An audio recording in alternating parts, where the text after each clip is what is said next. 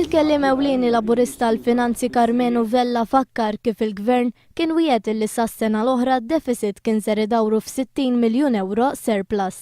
Minflok id-deficit tela b'711 miljun u d-dejn tela minn 2.4% 4 snin ilu għal 3.6 s-sena l-oħra.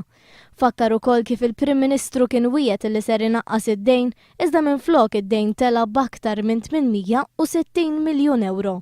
Kważi kwart tad-dejn kollu sar f'dawn l-aħħar 3 snin.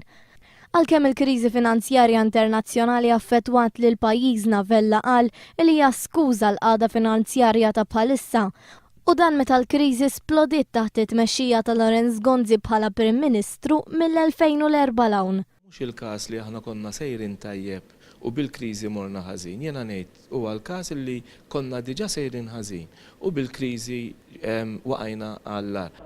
Carmenu Vella qal li t-titjib fil-prodott gross domestiku mhux qed jirrifletti f'pagi u salarji li f'7 snin niżlu b'4%. Bħalissa għandna żewġ tiqniepel ġo Malta, il-qampjena sabiħa tal-gvern u l-qampjena mbenġla tal-familji. Il-għaliex il-familji mhumiex qed iħossu dawk il-ħafna affarijiet sbieħ li qed jgħid il-gvern.